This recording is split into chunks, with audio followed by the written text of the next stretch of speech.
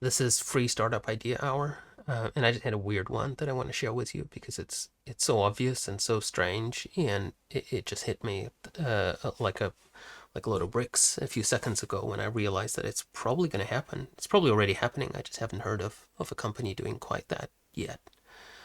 Um, so the realization is quite simple that right now there is a massive, massive shortage of data for training the last mile of AGI, so to say. The last mile of AGI is basically how do you do long-term tasks and how do you interact with a computer and with the real world.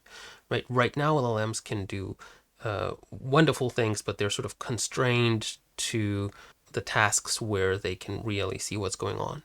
And the ultimate sort of level one AGI is everything that a human can do on a computer, the LLM can do. But that means that it needs to be aware of the full computer screen, right? It needs to see that there's a zoom window here, and here you're typing notes, or it should be able to move the mouse and stuff like that.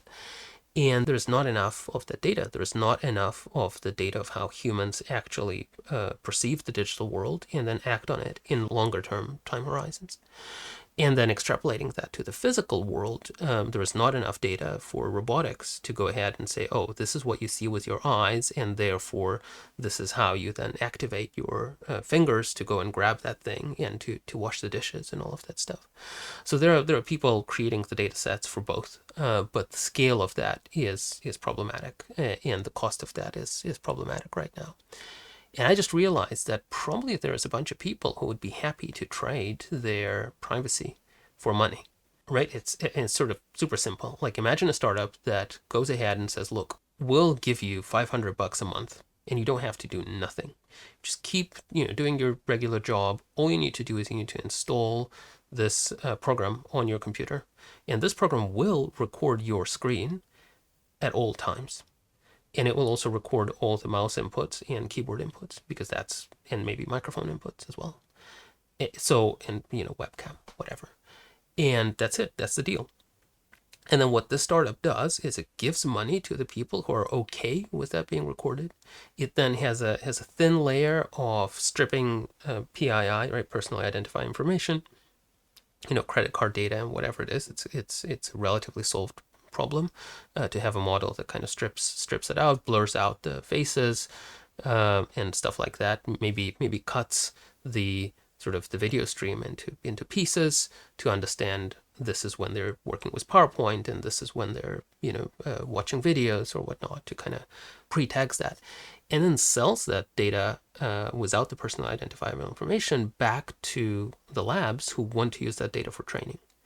And it just might be that the economics of that could work out, that there is enough people in the world spending a lot of time in front of the computer doing useful things that will be like, yeah, like $500 a month or whatever, $1,000 a month, or even $100 a month. It's a meaningful amount of money for me, and I'm happy to trade that for my privacy. Like, I just don't care. We've seen that times and times again, that people don't really care about privacy at scale, especially when you give them something useful or hard, cold cash. The equivalent for that in the old days was people, would install this little gadget inside or on top of their TVs that would record what program they were watching. And that is how Nielsen and others got their ratings, right, to understand who is watching what in the old days. And people would just get cash in exchange of somebody else knowing what they're watching at all times. It started out as everyone's childhood dream. This Nielsen box will keep track of everything you watch, which helps us generalize the viewing habits of millions of Americans. Oh, yes. And what was that beginning, middle, and end part again? The chance to change the world. And then if you think about next level, you would go, oh, and also we want to understand what's going on in their heads, right? Their reasoning, not just the input and the output, but also their reasoning, how they're thinking about what they're doing now. And maybe we can pay them extra if they answer a few questions about why did you do this, that sort of pop up on the screen, and they can just say this verbally, and the microphone will record it. Or maybe in next level, you also sort of put a little EEG hat on that records your brain activity, so you can actually get the understanding inside your brain. And then for the robotics, the equivalent of that would be, okay, you just put on your glasses, right, with the camera and the microphone, and maybe if you need fine-grained movement of the legs or the hands for a certain kind of job, you put on very thin gloves that have sort of motion control sensors built in. And again, AI can sort of prompt you and ask you to vocalize what you're thinking, or it could, we could sort of read your brain potentially with either a little EEG or better resolution if you have a brain implant. Probably a lot of money, right? But there's probably some people who would be like, you know what, the deal is worth it. I really need cash. So it's scary to think about, but I just think this could be sort of the UBI V1 for some people, where we're saying, you know what, there is economics that would make it worthwhile for everybody across the chain for you to just sell your life stream, if you will, and your work stream to a company who's gonna try and train the robots on it. And for a certain period of time, it could just make sense. So that's your weird startup idea. I'm not sure how I feel about that. Obviously, there are lots of concerns, and it's bad on a lot of ways. But at the same time, I kind of feel that it will happen one way or the other, and it's actually better to make that trade explicit versus making it implicit and unclear, right? Because if you think about it, what happened in the previous version of this, when social media came out, that trade happened. You gave your data to the companies, and then they make money off of that data, but you didn't get any money in return.